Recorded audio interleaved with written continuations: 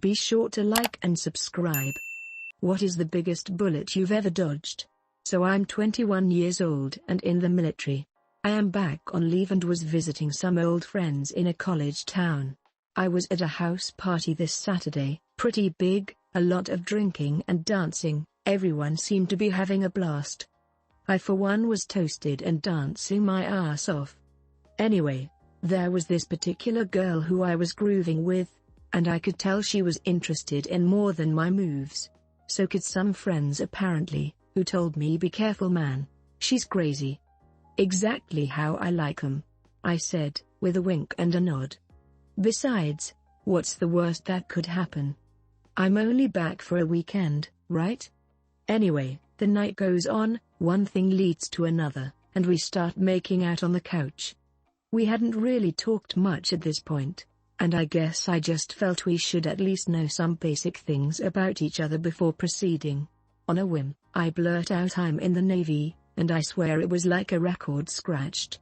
She stopped and looked at me like I told her my last girlfriend was a corpse.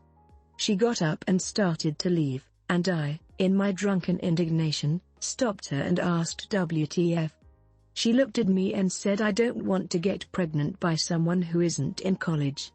Apparently, she'd been having unprotected sex with guys while telling them she was on BC, and her Netflix queue is full of baby movies and documentaries.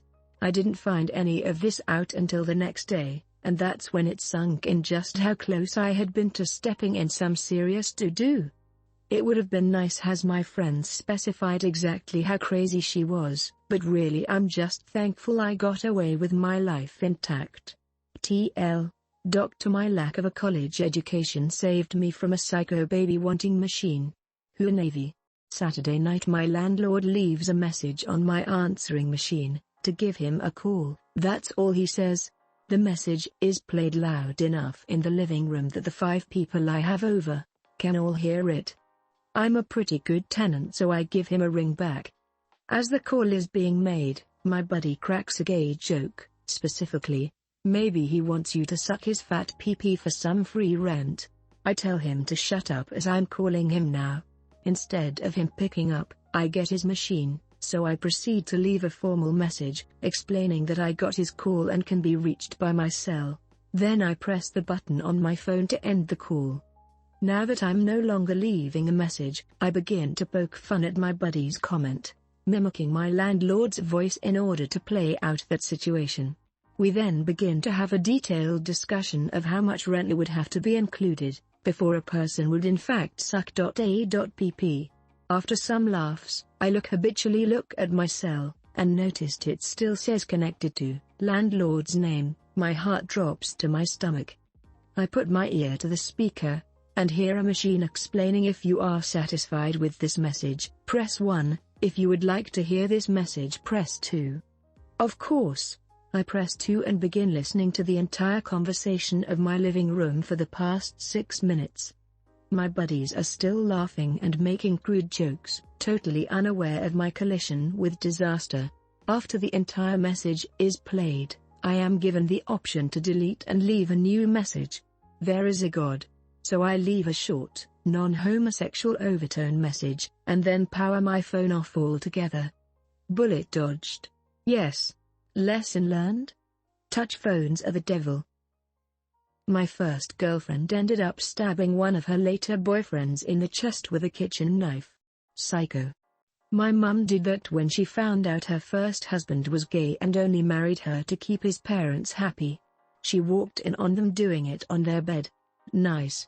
Wait. Your mom stabbed her first husband because he was gay and doing the nasty. Were you born when this happened? I'm assuming no since you said first husband, but I had to ask. And may I ask what happened after the stabbing took place? Well, it was with a butter knife, so she said she just bruised him. I am sure she intended to do more than just bruise him, being in a mad rage from seeing her husband bend over the marital bed with another man and all. No, from what I gather he ran off with his lover. She got divorced at the tender age of 22 and no charges were pressed as it was nearly 40 years ago and being gay was not accepted like it is now and he did not want it getting out. I am her eldest and she had me with her second husband when she was 35, so it was a long time before I was born. I'm tired, so I'm just going to do the TL doctor version. In August of 2007 I split up with my then fiancé because the relationship was going downhill and he kept pressuring me to marry him and have children.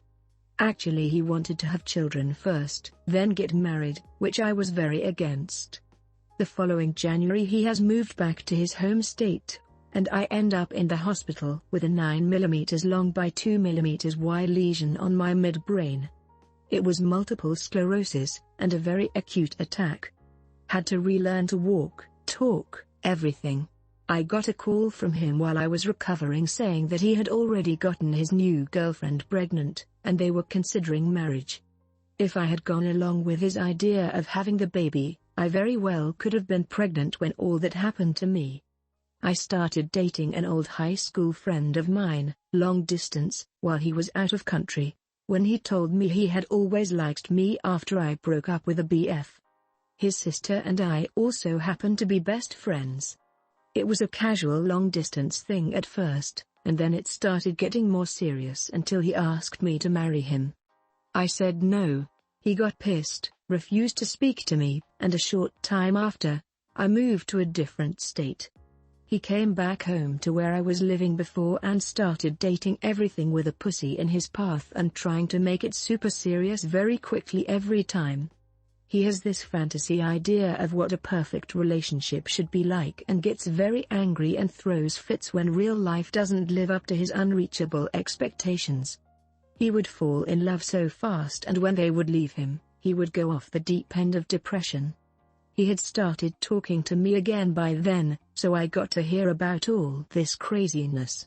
This happened about 4 or 5 times before he went and married some chick right before she was to leave country without telling anyone about it until it was over.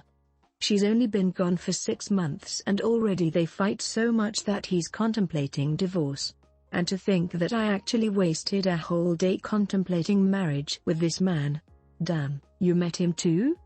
He kept demanding to know what date I considered our relationship to start because he had it all planned out from there. How long till the wedding, the house we'd buy, the kids we'd have. He kept insisting that I fall in love with him, and every time I did it freaked me out a little more. I dodged him by disconnecting my phone and moving in with someone. Went to visit my GF in French Guiana, and we, along with a couple of co-workers, decided to borrow a car to go watch the launch of the European Space Shuttle. Can't remember the name of it.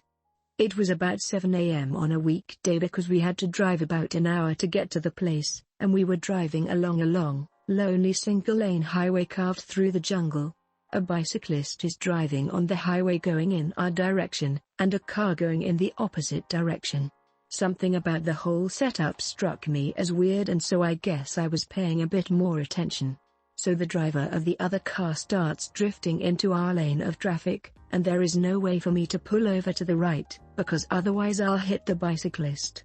The only option is to pull into his lane and try to pass him that way, so I do that, at which point he swerves back into his own lane.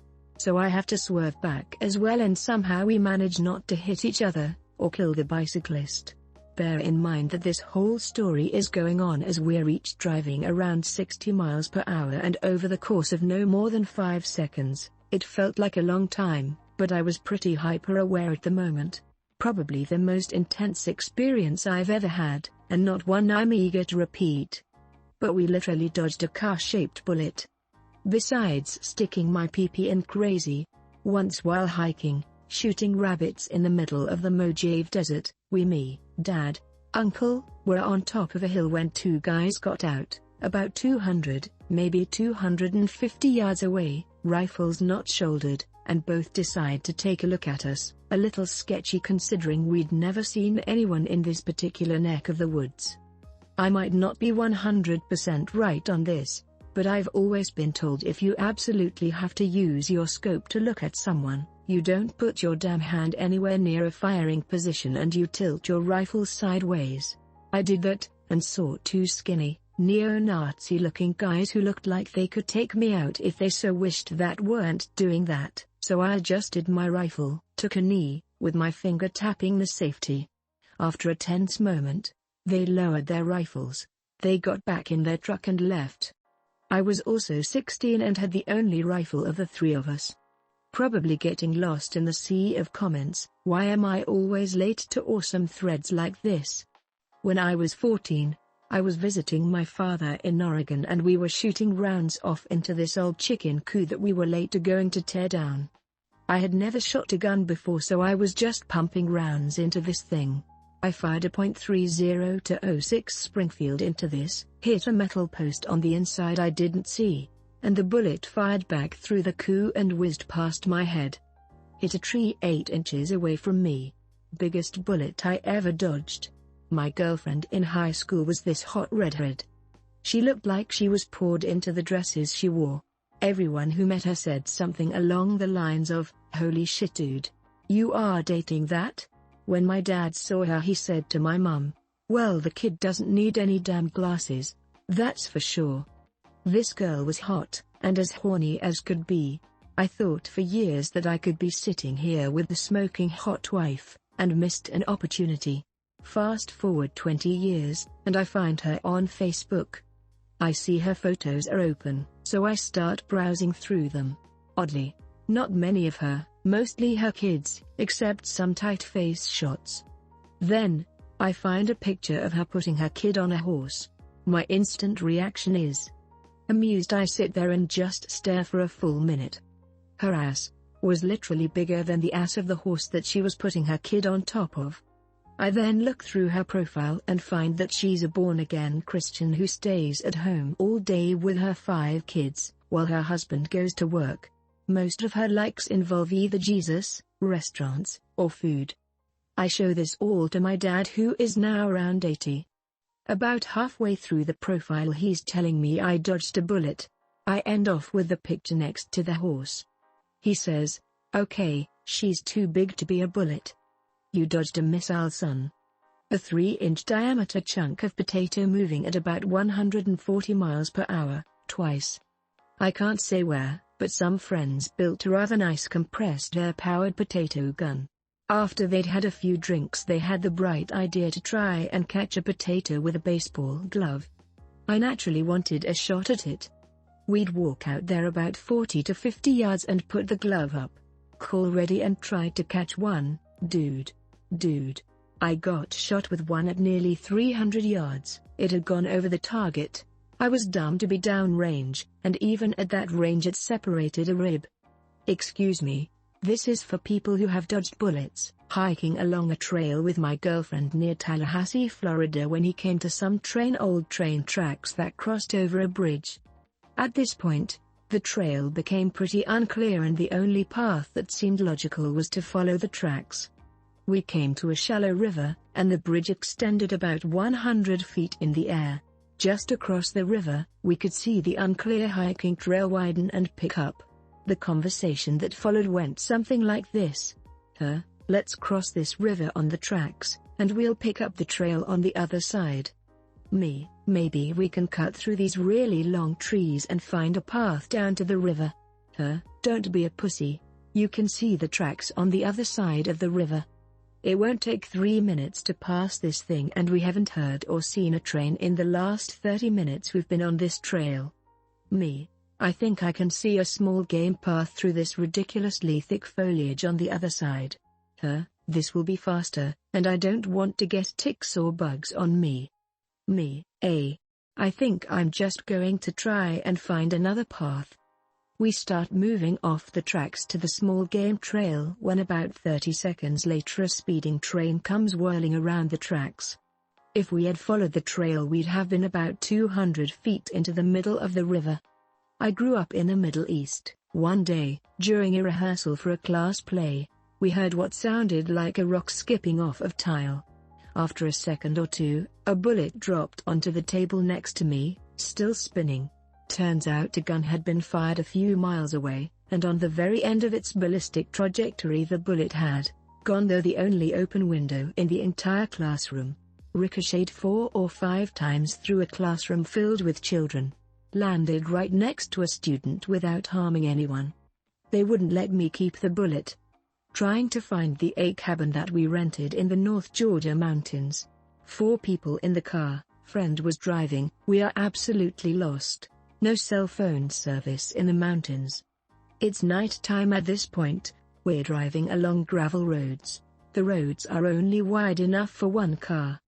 We think we made a wrong turn, so the driver busts a 3-point turn to turn around. While reversing, he hit the guardrail. We got out, looked at the minimal damage, and said whatever. We eventually made it. On our way back in daylight, we passed the guardrail we had hit. Behind the guardrail was probably a 50-foot drop into the A forest. Thank goodness for guardrails. I caught my best friend who I had known since 2nd grade, and my pregnant fiancé sleeping together. I stayed with her since she was pregnant with my child. A month later, she miscarried, and the relationship ended. Huge bullet dodged, since she was clearly not right for me. Now I have a new fiancé who is 1,000 times better for me. We've been together for over 2 years and I couldn't be any happier. I think you need to enter the lottery or something. You have some great karma. Luck. I had just gotten my license a few weeks earlier, and I was just starting to get confident in my driving abilities. I was getting onto the highway after leaving my sister's house. It had just started raining, and the roads were wet. I was on one of those downhill highway entrance ramps that are basically a really tight loop. Needless to say, I ended up going too fast, and my car started sliding in the rain. When I tried to correct it, I ended up spinning the car 180 degrees until I was facing the wrong way on the highway. Luckily for me, this happened around midnight, so there weren't many drivers out. The 2 drivers that were headed my direction were both able to stop in time, one only a few yards from my car. This is generally a pretty busy section of highway, so if it had happened at any other time of day, I would have been creamed. Rifle bullet of some kind, Texas. We lived kind of far out in the country. I could still see my neighbor's house, but it was pretty far away. One day he gets drunk and starts shooting his rifle about completely at random. Nobody at my house is worried because, well, rifle shots are common there and he is so far away there is almost no chance of the bullets traveling far enough, much less hitting anything. So, I'm just walking to the pond to fish, and bullet hits a tree right in front of me. It sounds lame, but I just heard a whack sound and see a bullet hole in the tree about 5 feet in front of me. Judging by the angle, it missed me by about a foot. Or from my neighbor's house, just a fraction of a degree. Went back inside and called the police after that. In college, some bitch and her stupid friends spent over a year spreading rumors about me, ruining my reputation in a number of social circles. Because she was cute and popular, at least until people learned that she was psycho, people took her at her word. At a party, she did something disgusting to a drunk girl and convinced her that I had done it. If I had, it would have meant expulsion and possibly criminal charges. I was out of town that weekend and could prove it. Even though my reputation had been destroyed by an insane person, I had been in another state with a faculty member and several students, so I was okay. I don't think the girl ever fessed up to her friend. It would have been an awkward conversation. About 3 years ago I was leaving a local bar around last call, 2 a.m. in my state. I had just put the car in reverse when someone used the butt of a gun to knock out my driver's side window. I freaked out and slammed on the gas. The guy, knowing that he isn't going to get my car, still ends up shooting. One bullet was lodged in my steering wheel, the other in the passenger seat, one busted out my back window, and the other hit me in my right ring finger. So all in all 3 out of 4 bullets dodged isn't bad. And then, went to the hospital, 2 months of physical therapy, and a lifetime of anxiety, looking over my shoulder, and panic attacks. Another nightmare redhead ex story. She was a foreigner working in my town, a friend of a friend introduced us. There was a few warning signs, stories from before she met me, some contact with her ex back home, but she was an amazing girl. We got along so well and shared a lot of good times, good laughs, good sex, good silences and good talks. Unfortunately, good things usually don't come without problems attached. Her visa was running out, and she needed to go home to start her degree. We decided to have some time apart and see how we felt about it. If she couldn't stand being away from me, she'd come back and get the degree here. I'd keep working and support us. During our regular Skype calls, she kept telling me about how she was happy to be home, but missed me. She loved me, and could never think about anyone else but me. For 2 months this was our mantra: you are the one for me, let's make this happen. So I decided to make a different plan. I had tickets ready to buy, and had my notice ready to give at work. I Skype her at our arranged time to tell her I'm coming, we'll be together. No answer. That's okay, she was picking up her friend who was going to stay in town at his friend's place. A few hours later I Skype again, ready to burst with the good news. She's wearing her cute PJs that I love, all smiles to see me. She introduces me to her friend. He seems nice. She gives her adorable little yawn. It's pretty late there. Then it starts to click into place. He's not staying at his friend's place. She's in those PJs, the ones she wore after we made love. 6 weeks.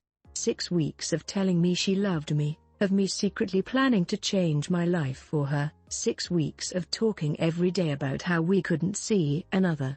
One more day and I would have quit my job and used all my savings to get off the plane to have her tell me she was ducking someone else, and is a psycho hose beast. TLDR, got cheated on.